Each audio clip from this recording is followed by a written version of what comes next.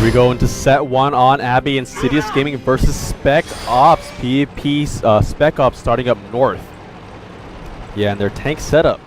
Yeah, pretty slightly similar on the Insidious Gaming side. They do have 3 AMX 50s, 1 T32, and of course 1 WZ 132. So a slight mobility advantage, I would say, going towards PvP, because they do have 3 IS3s, 1 T69, and 1 AMX 13. So trading that 1 extra heavy tank for a T69, and a heavy push coming out from Insidious Gaming, trying to go for the Abbey. Yeah, definitely come down the middle here. They do have all their heavy tanks back in the back of the Abbey. That one guy spotting up front. It looks like for this PvP SPEC Ops. Yeah, PvP. Yeah. They're probably going to go for a western push. Yeah, it looks like they are driving up here towards that western ridge. They can get some shots fired down into the Abbey. Yeah, if Insidious Gaming decides to fully commit towards the Abbey, it could be quite beneficial for PvP to actually take this high ground on the ridge, and there are certain openings on this ridge that allow you to get some shots into the Abbey. So we'll have to see how this plays out, because of course you do need that vision first before you can actually get shots fired, or else your shots are just gonna miss. Yeah. So PvP, they do have 2 of their scouts in the Abbey, and they are kind of poking their heads in and out, trying to get more vision on the Insidious members. But I don't really think the Insidious team is going to fully commit to this Abbey just yet.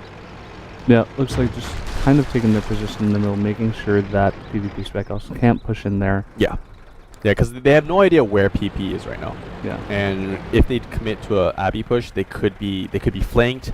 The entire PP team could be waiting for them.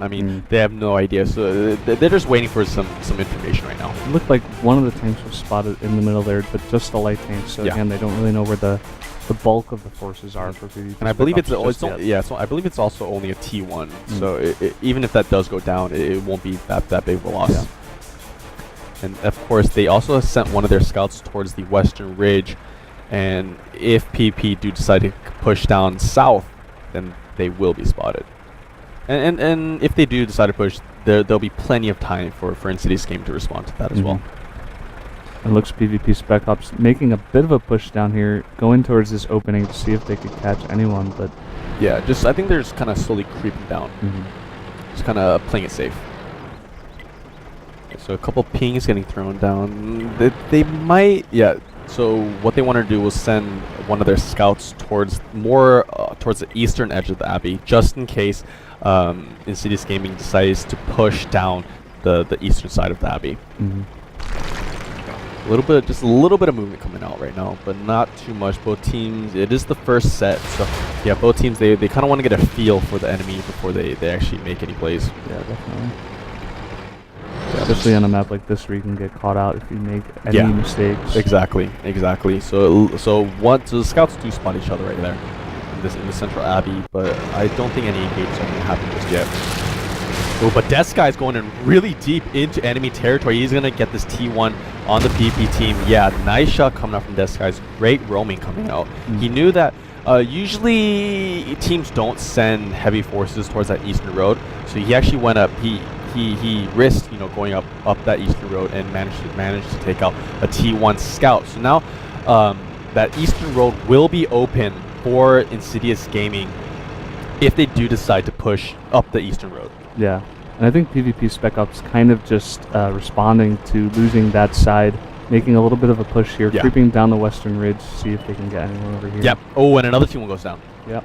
Yeah, so a lot of vision getting denied right now from PvP. They gotta be careful, but they do retaliate with a T1 of their own. So it's pretty even right now. This could really go either way. It all depends on how the engagement happens, because whoever gets the first shots and whoever takes more damage, whoever's under cover basically, will definitely be in the advantage. But Melvic doing a lot of damage to Nisa there. Nisa taken down to about 80%, but actually Melvic's taking a lot of damage himself. Yeah. And it's interesting here. I think Insidious might know that PvP is down on the western Insidious ridge. Is pushing hard. Yeah, they're pushing hard down the middle, going for that base capture, it looks like. Yeah, most of the members of PvP are extremely south into Insidious Gaming territory. However, if Insidious do decide to start the space capture, they should start the space capture right now. They really should. Yeah. They should force PvP to back up and have themselves in the commanding position. Yeah, and Spec Ops here, or PvP Spec Ops, just spotting that light tank over there. So he does know that Insidious is making a push for this base. Yeah, but Or at least Insidious to take position over there. Yeah, but doesn't look like PvP is pulling back yet. Yeah. They still have a little bit of time because base capture hasn't started. So what they're waiting for is to see if Insidious will actually commit to the base capture. Yeah. But yeah, Insidious game also has to have to be careful on a base capture, because once they start the base capture, they're going to be out in the open.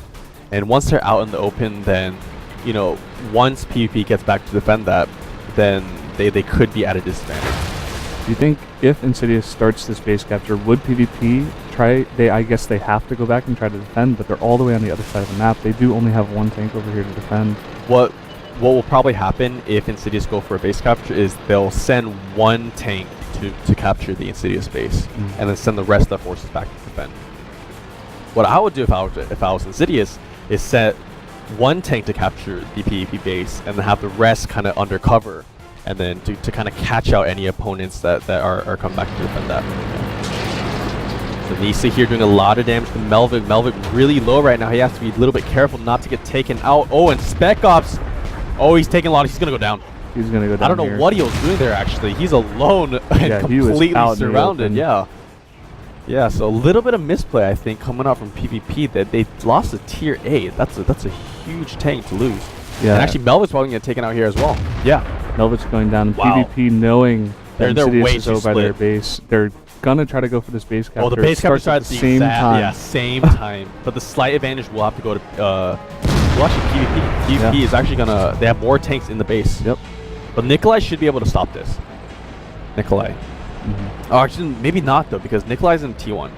I thought Nikolai was in the WZ-132, but never mind. Anyway, oh, actually, this could be going to PvP.